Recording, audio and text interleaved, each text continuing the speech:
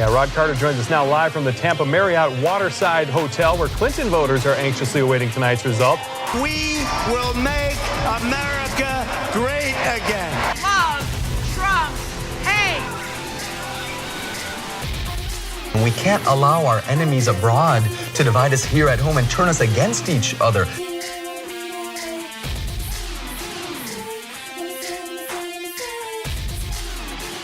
This is a vaccine that will save tens of thousands of lives. My name is Jeanette Abrahamsen. I'm a TV producer, a journalist, and an adjunct professor at the University of South Florida. I'm making this video to tell you a little bit more about how I got to where I am today. I was born in Norway. My entire family is from there. I moved to America when I was 4 years old, and I lived in Tucson, Arizona for most of my childhood. Then when I was in high school, I moved back to Norway and really got an idea of objectivity. So that's what really sparked my love for news, because I watched a lot of big events unfold from different countries, and I saw how journalists told stories from different points of view. I moved back to America again, graduated high school from America, and then I moved back again to Norway and graduated high school there. While I was graduating high school in Norway, I started working for an ad firm when I was 18 years old.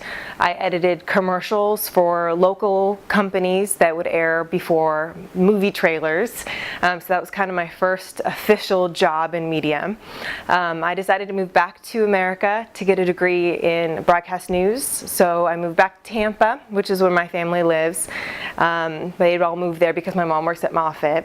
So I went to USF. First I did my telecommunication production degree, and I created a lot of things that I'm still to this day extremely proud of.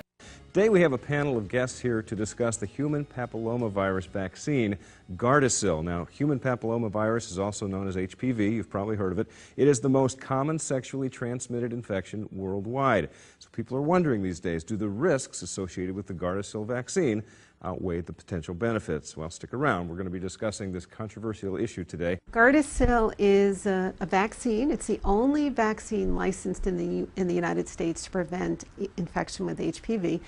It's made by Merck & Company, and it's a vaccine that's directed against 4 types of HPV.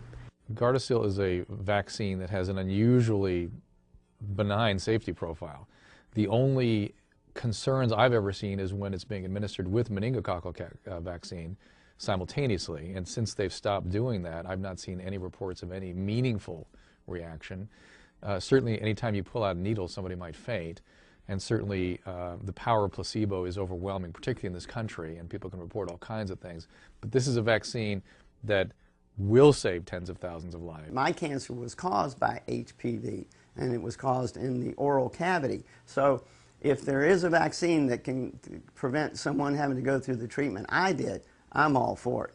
Educate yourself. Don't just listen to what other people say. Go online. Read about HPV. Read about the Gardasil vaccination. Don't just sit there and say, I don't want my daughter or my son, hopefully, to get it because they're going to have sex. And, you know, I don't want them to have sex. That's ludicrous. They're going to have sex. And I would hope that you would hope that they would have sex. Otherwise, how are they going to reproduce?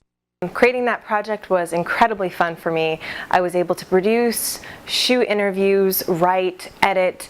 One of the things that it really taught me was to take initiative and just go for it. So the interview that you saw with Dr. Drew Pinsky, one of my favorite people in the world, I wouldn't have gotten that interview if I hadn't just taken the initiative, done some research, and gone and found him so that I could interview him on this topic. He was on campus speaking about something completely different, and I showed up and I was really persistent, and I told him that I wanted to talk to him about this topic of HPV, which at the time was even more controversial than it is now. So that was just a really exciting first type of thing that I got to make. Another project that I made that I'm really proud of is a 30-minute show about non-traditional relationships. So transgender relationships, interracial, interfaith. Here's a few clips from that.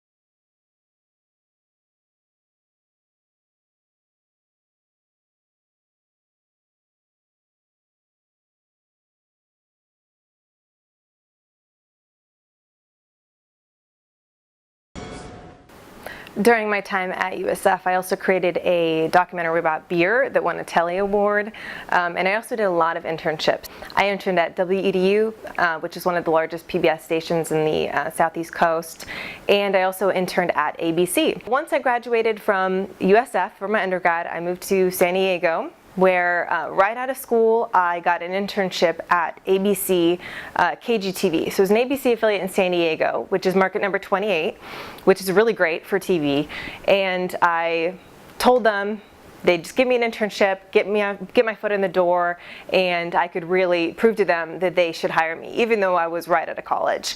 So I worked my butt off, and I became an assignment editor, which is great for anybody who wants to become a reporter or a producer, because you really get a good idea of how you can gather facts, how you can fact check, which is really important nowadays, and how you can communicate with different public officials to get the information that you need to tell your stories. While I was there, I became a producer. So I produced news for the morning show and for midday. Major news across San Diego. You're watching 10 News Midday. Started working at the San Diego Union Tribune, which is one of the largest newspapers in the country. It was absolutely incredible to learn how to build a TV station and how to launch 12 hours of programming within 90 days. As the executive producer of UTTV, I hired dozens of people and trained them how to produce TV shows. I was then promoted to the assistant news director and oversaw a lot of commercial production. I also worked in sales and marketing to learn how to incorporate our brand and make sure that we could work with the newspaper and their digital platforms to sell television programming and commercial production. So it was absolutely amazing. It was totally worth the 18-hour days. It was incredible what we could create in such a short period of time.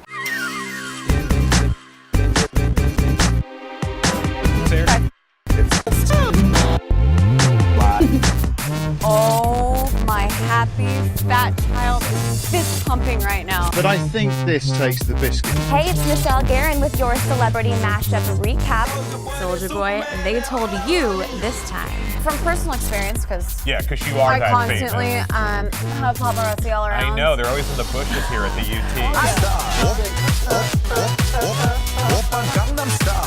And the #1 movie in all of the United States of America.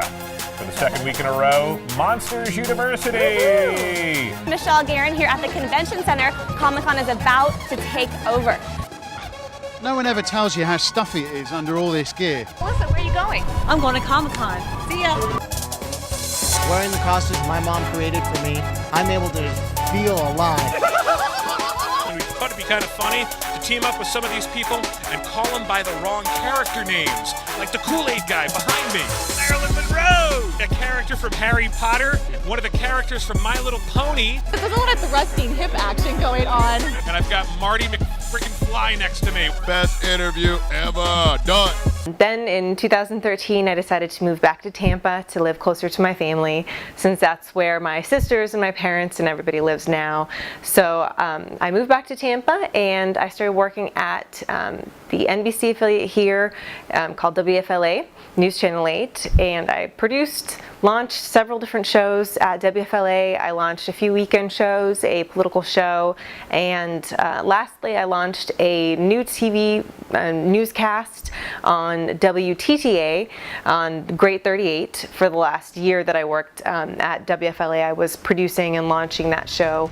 Right now on News Channel 8 at 8. One of the most contentious elections in history. After FBI investigations and sex assault accusations, this bitter race is almost over.